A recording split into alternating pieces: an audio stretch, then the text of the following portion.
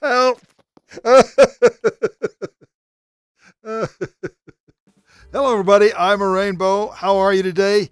I have gotten so many requests about people that wanted to know how to create a tracker in Grab. Yep, a tracker just like this thing right here, which will follow you and move when you move and adjust when you adjust.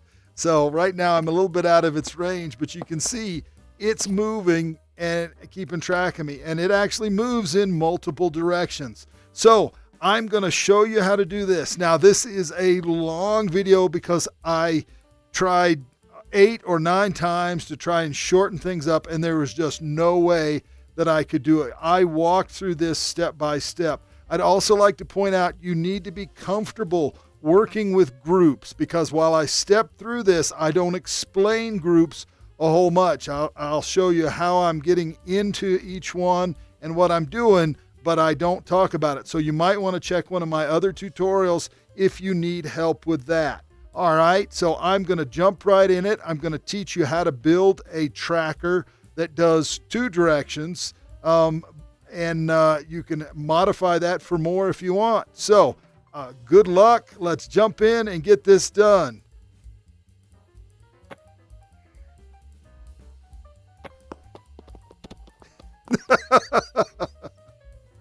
All right, let's get started. The square area right here of the stone is going to be my, let's call it my chase area. And that's where I'm going to center all the logic for the block. And we're going to go ahead and start with a block. And I'm actually going to grab 2. I'm going to drop 1 up under. Let's go ahead and get these colored something so we can tell them apart. Let's do green. And I will show you what both blocks are for in a minute. Now let's go ahead and we're going to get the triggers. And I want a fairly narrow trigger. You can make them any size you want, any length you want. I'm going to start off with this to keep it fairly consistent so that you can see things.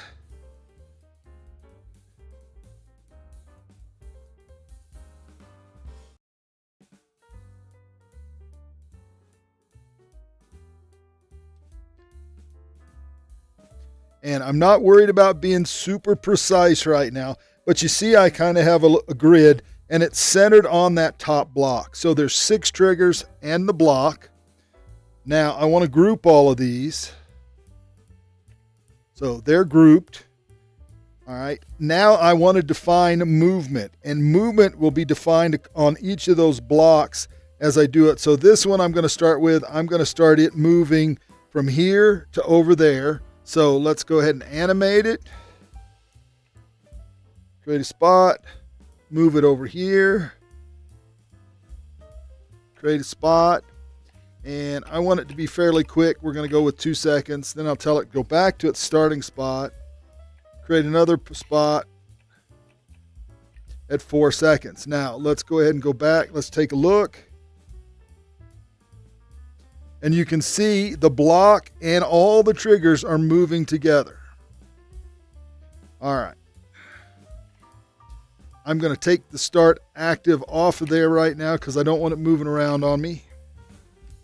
For the triggers, the center trigger centered on the block, that's going to be this stop trigger. That's going to what tells it to stop movement. The triggers on either side of the block are going to the ones that are going to tell it to actually move, and creates the logic of how it actually kind of works its way to you. All right, so to start with, we're going to select that object. We're going to go into the group, and we're going from here to there right now on this first one. So we're going to connect it. I'm going to do head and feet, and I want it to be shared. I want everybody to see the same thing on this one. And then we're going to connect, and then we got to get out of the group because we want to affect the entire object. We're going to edit it, and this is just stop. That's all we need to do right there, stop.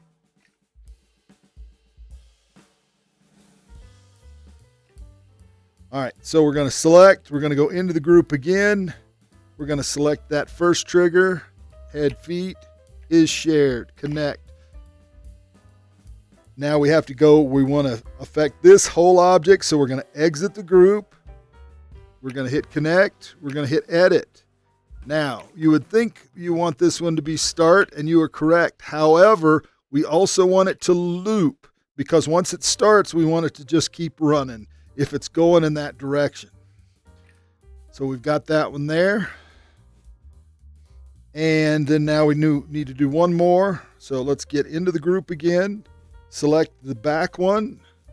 Head, feet, is shared, connect. Get out of the group, connect it, edit. It's not reverse, it is start. And then we're going to reverse that and tell it to be in a loop. And then click go. All right, so if this is working right, we'll be able to test it by touching the triggers up here. So let's take a look. All right, so if I walk up and I touch this trigger right here, you see it shift. And it shifted over until the stop trigger hits me, which is this one right in front of me here. All right, and if I move over here, oop, I just had to hit the trigger. So, and if it's working right, it will follow me just like it's doing right now.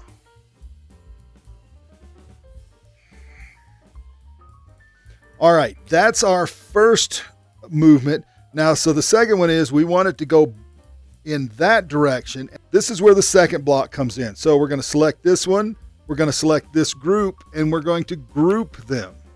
And now we're going to do the same thing with this group. We're going to animate it.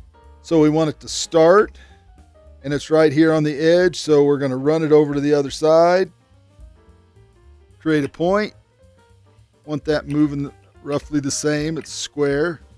And then we go back, create another point, 4 seconds, apply. I'm going to leave this is active right now so we can see it. So let's take a look.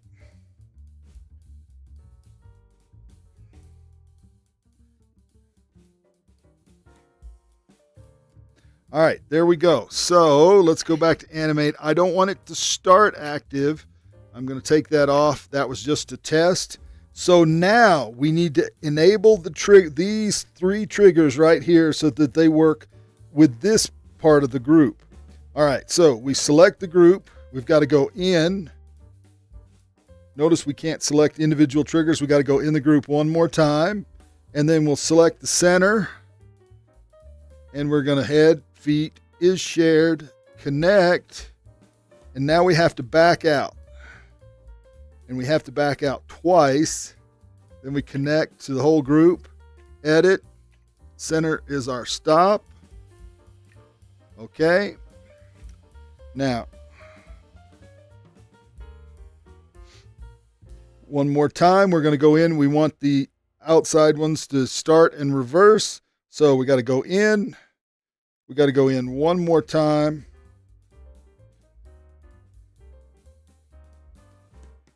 Head, feet, connect. Then we got to get out. Got to get out. Connect. Edit. We want to start. That's the one on this side going that way. And we want it to loop. So, okay. All right, one more to go. In the second group, outside, head, feet, connect. Oops, I almost got it wrong. Let's go back. Is shared. I want everybody to see the same thing. Connect. Now we back out. There. Connect. Edit. Start. Reverse. And loop. Click OK. All right, let's test it. And should be the same thing. So we walk over here and we hit trigger and it moves. Stop.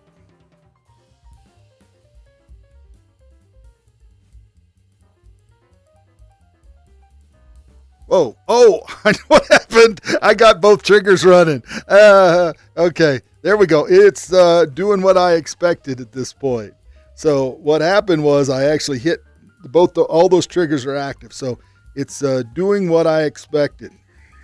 All right, now the triggers are too short to actually control all that movement, so we have to extend them so that they will cover the entire play area. So to do that, we've got to get into the group, and we've got to do it one more time. And now we're going to extend all of these so that the whole area will be covered as we move.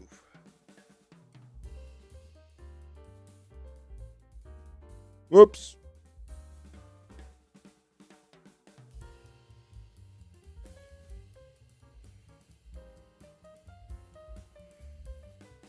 Now, you might think you're done there, but that's not quite true. What happens when the block moves over there?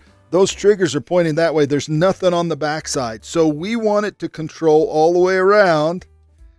So let's go ahead and extend these triggers so that they will cover the whole area. And no, I'm not measuring. I'm just taking a wild guess at this right now, because I think that should be sufficient.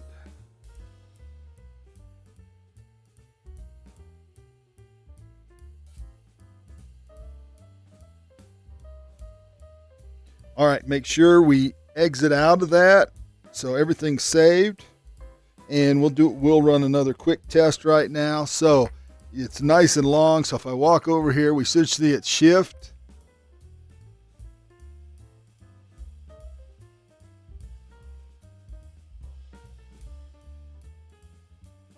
All right, then let's test the other side. Yep.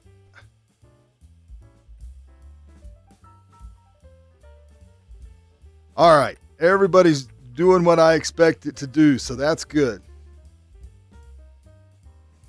Now, at this point, you have to determine whether you want it running automatically, which you can do. That's when you have to go back in and tell it is active for both of those, or you can use an external trigger to start it.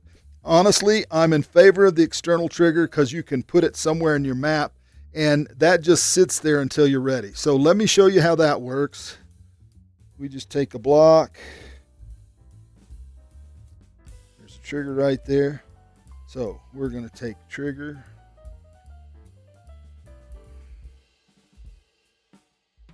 Selection. I'm going to do head, feet, and why not grapple is shared. And then I'm going to connect it.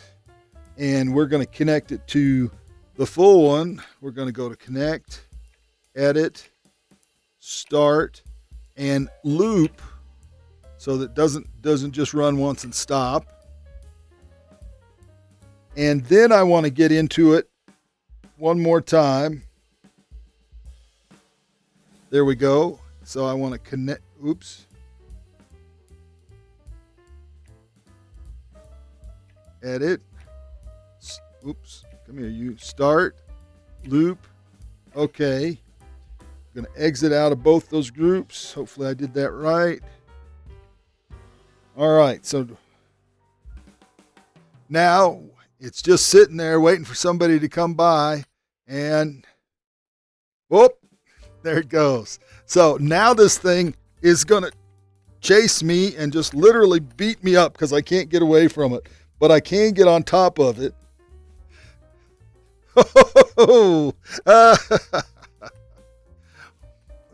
Just for uniformity's sake, I want to add one more trigger block here, and I'm going to put this on the other side. And this is going to reset things. So if you get past it, it'll reset. All right. Head, feet. And I'm going to let the grapple work too. So if you get close enough to grapple it, it'll work. We want to connect it, edit, and I want to tell it to reset. Now we want to do one more time. Make sure we're down there. Connect, same thing. Reset. Okay. And make sure we exit out of the groups.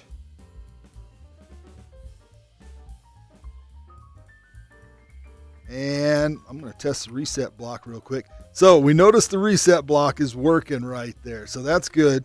Let's see if the whole thing works as intended. We're going to drop in. So Remember, I had it hooked up for a grapple. So notice the grapple can start it. I didn't get there. All right. Here we go. And notice I got through the trigger and it reset. So there you go. All right, everybody, that's it. I hope that was good enough. I hope if you walk through it and take it slow, if something's not working, you will just have to work through it. The logic in all of this is fairly simple, but the more you pile on top of it, the more complex it gets. That scared me. This thing has got my number.